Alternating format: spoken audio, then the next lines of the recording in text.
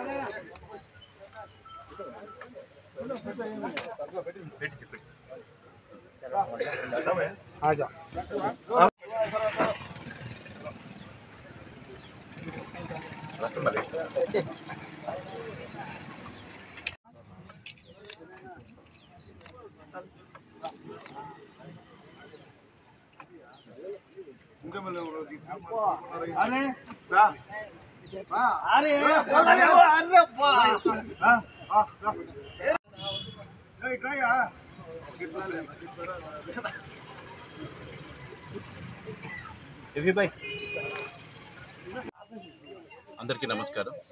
నా పేరు పోతుల శివారెడ్డి. కడప జిల్లా కడప అసెంబ్లీ 50వ డివిజన్ రూకువారిపల్లి, పాలంపల్లి, బచ్చంపల్లి, చిన్నమాచిపల్లె, దండు, సాయిపేట సంబంధించిన 50వ వార్డుకు సంబంధించి ఈరోజు డిసెంబర్ 21 అంటే మనకు గుర్తొచ్చే గొప్ప వైఎస్ఆర్సీపీ కార్యకర్తలకే కాదు, రాష్ట్ర ప్రజలకి, పేద ప్రజలకు గుర్తొచ్చే ఏకైక నాయకుడు మన జననేత జగన్మోహన్ రెడ్డి గారు.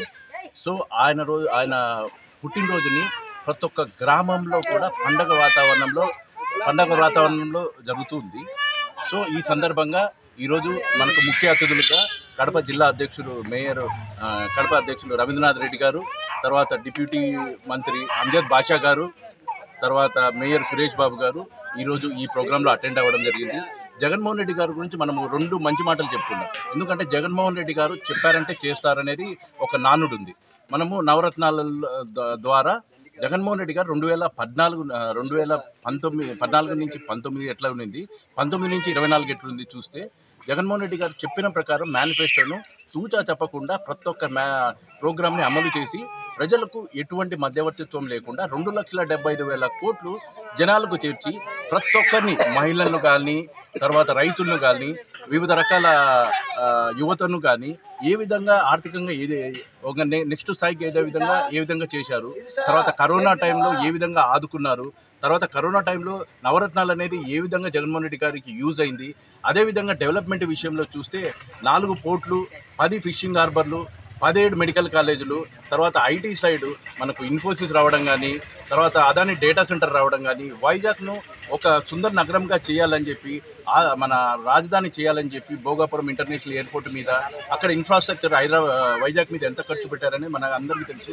అదేవిధంగా మన కోస్టల్ కారిడార్ ఎక్కువ ఉండడం వల్ల బ్లూ ఎకానమీ ద్వారానే మనకు ఆంధ్రప్రదేశ్కు ఆర్థిక వనరులు కానీ, మనకు రెవెన్యూ వస్తుందనే ఉద్దేశంతో బ్లూ ఎకానమీ మీద ఎక్కువ ఫోకస్ చేయడం కానీ, తర్వాత మనము 70% వ్యవసాయం మీద ఆధారపడిన ఉన్నాం కాబట్టి రైతులను ఏ విధంగా ఆదుకోవాలని రైతు భరోసా స్కీమ్ ద్వారా ప్రతి ఒక్క రైతుకి, అంటే దాదాపు 60 లక్షల మందికి ప్రతి సంవత్సరం 13,500 రూపాయలు స్కీమ్ ద్వారా ఇవ్వడం కానీ, ఆర్బీకే సెంటర్ ద్వారా పెట్టడం కానీ, ఆర్బీకే సెంటర్ ద్వారా ప్రతి ఒక్కరికి తెలుసు, విత్తనం దగ్గర నుంచి అమ్మడం వరకు రైతులు ఓన్లీ పంట వేస్తే చాలు, రిమైనింగ్ అంతా నేను చూసుకుంటాను గవర్నమెంట్ అధికారుల ద్వారా అని చెప్పి జగన్మోహన్ రెడ్డి గారు ఏ విధంగా డెవలప్మెంట్ చేశారనే చూస్తాం.